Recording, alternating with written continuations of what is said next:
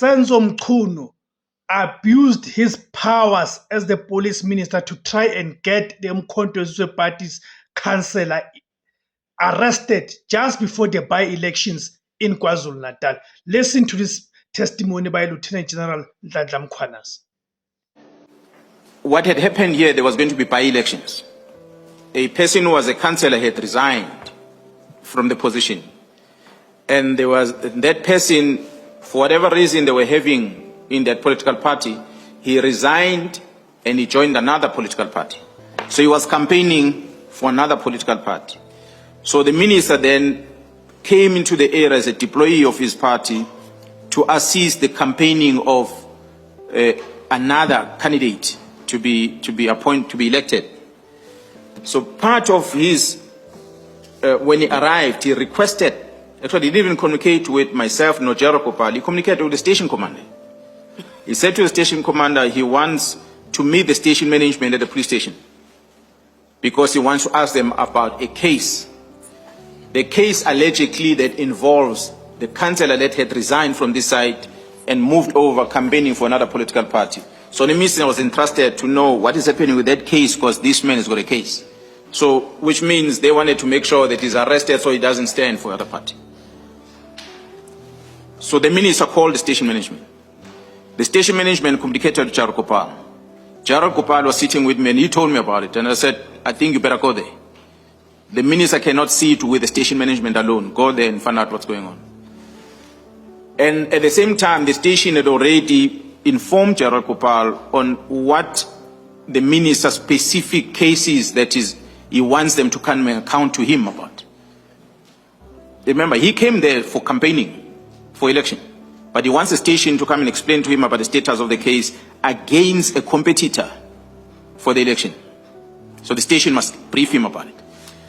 Gerald Kopal obtained information with regard to the status of the case. So he went to a meeting. I guess the minister was surprised when Gerald Kopal landed there. That the minister suddenly, he meets Gerald Kopal, is not only station management alone. And then he inquires about this candidate. Unfortunately for the people that are of that political party that minister belongs to, they had a mistaken identity. They thought the case that was opened was against a candidate, but it was against the candidate's brother. Missed target again, like the PKTT and GCI. They missed the target there. And they realized that their complaint is unfounded. But beside that, there was a case.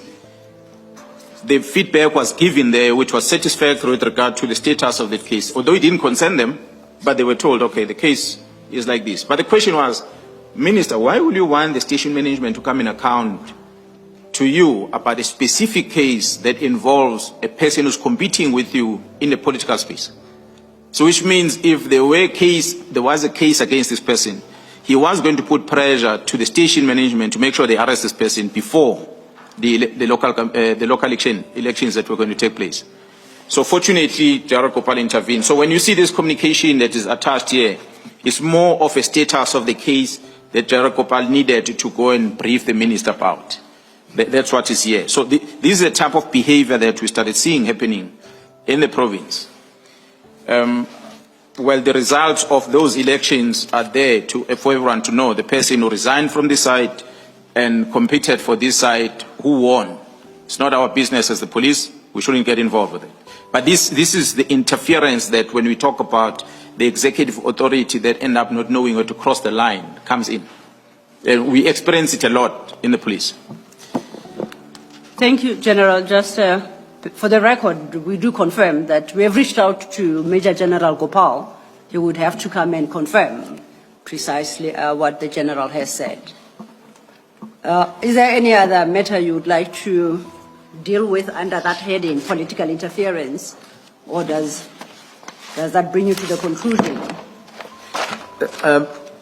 So far, in terms of the executives we had in the police, it's the Minister Senzo Mchunu with this level of interferences that I've displayed, and also Gerald Trele with the interference in terms of the disciplinary matters that I spoke about earlier.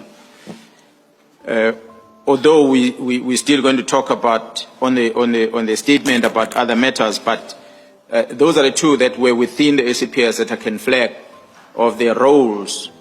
One example, not many, there are many other examples that I can put out there, but because I want to confine myself to the letter of the 31st of December and what happened thereafter, and to demonstrate how the executive authority get to be involved with operational decision, which is unethical in my understanding, that is crossing the line between policy making and operations, and bring the police to come and use the police as a weapon in political competition like that. We respect all the leaders of our communities. The police, whoever that is the leader of the community, is voted by the people, and we must serve them. That's what we do as government. Reveals that the person that we have in this country as the police minister is a thug in a suit. Senzo Mchunu's actions cannot be characterized in any other way except as the actions of a criminal who wears a suit and refers to himself as an honorable member. How do you explain the action of someone who's a police minister who goes into a campaign, an election campaign for by-elections in one of the provinces? In this case, we're talking about the KwaZulu-Natal province. He goes in there to campaign for his political party, the African National Congress, for the by-elections in that particular ward.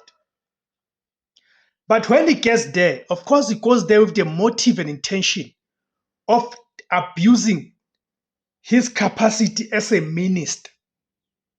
Remember, he goes there to campaign as a member of the National Executive Committee of the African National Congress, the political party.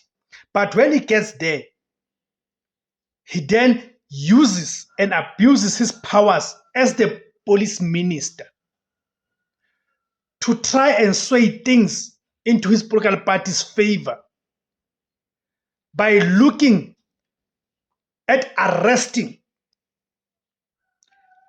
a candidate who represents a different political party, a party that is contesting against the ANC. By the way, this Mr. Govender, he's a former ANC councillor who had left the ANC, which of course resulted in the what now having to go to by-elections.